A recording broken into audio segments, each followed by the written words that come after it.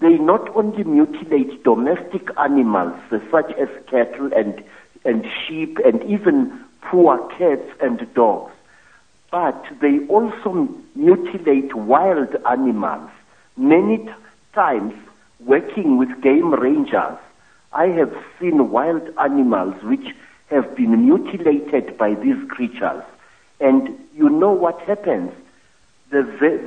Africa has got scavenger animals and scavenger birds. Sure, sure. If an animal has been mutilated by Mantindane, the scavengers such as vultures and hyenas will not touch it.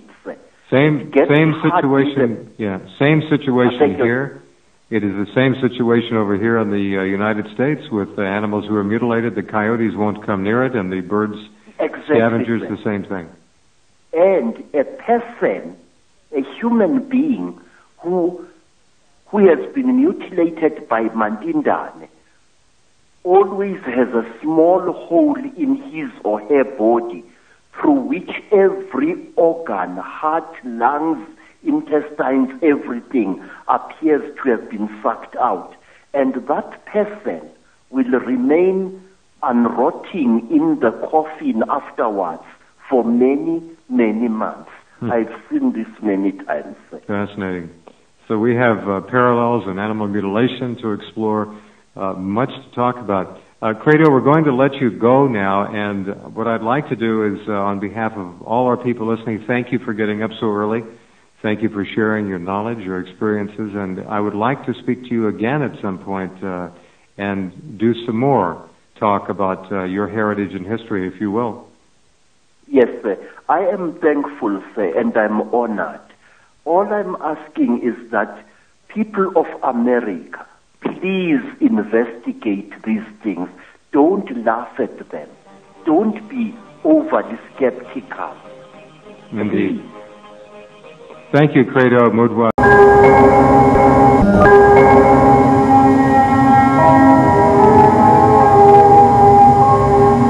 These signals came back. If you think of one element, one picture element, one sample of sound, of light, the rate at which these came in were from Mars was 1 of these per second. There she goes. That's Ada. And so it took 3 weeks for our 20 pictures to come back.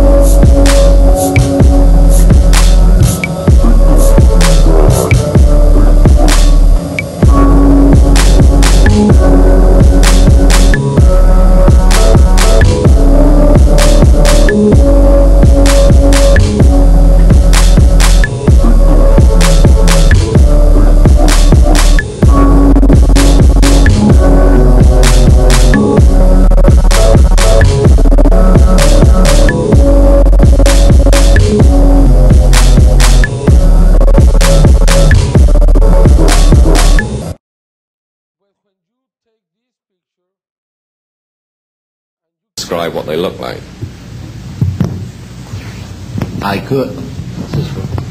I could, but it would probably take a whole lot of time. The reason I state that, when I got out in 1989, we had cataloged 57 different species. You have individuals that look very much like you and myself that could walk among us and you wouldn't even notice the difference, except for some of the things that they might be able to go ahead, even in a dark room, and touch an object and go ahead and identify what color that object might be. They would have a heightened sense of smell, sight, hearing. The situation is that you have various types of what we normally call grays. We didn't call them grays in the military, but you had at least 3 types of the grays. You had some that were much taller than we were. The unique thing that I'd like to point out for the most part is that the entities that we did catalog were in fact humanoid. Now this created a situation where the scientific community was trying to figure out why that would be the case, because you would expect that if life evolved on other planets that they would take on some type of other being, so to speak, not necessarily look humanoid or be bipedal such as we are. But apparently we got quite a few of the species out there that are humanoid in appearance. And that creates a question that yet has to be answered by science. Yes, and as I call on you, please state the news agency that you were with. Yes, ma'am. Deanne Divis with United Press International. Could you please address the vehicle that there was a drawing displayed of? Why would this vehicle be on display at an air show? What is the power source that you are asserting is going to be so very useful? And how can you determine that this vehicle is not something that is being developed, by a government agency? In fact, I think that was the testimony. This is an alien reproduction vehicle, and just to be clear, this means that it is based on advanced anti-gravity and zero-point energy propulsion systems. Those are the propulsion systems. They are being manufactured by a consortium of companies that include Lockheed Martin, Northrop, SAIC, and other corporations. They do have superluminal capacity, in other words, faster than the speed of light capacity. I think Mr. McCandlish and other witnesses that he's identified could go into more of the technical physics of it. I'm just a country doctor from Virginia, I tell people. I mean, really.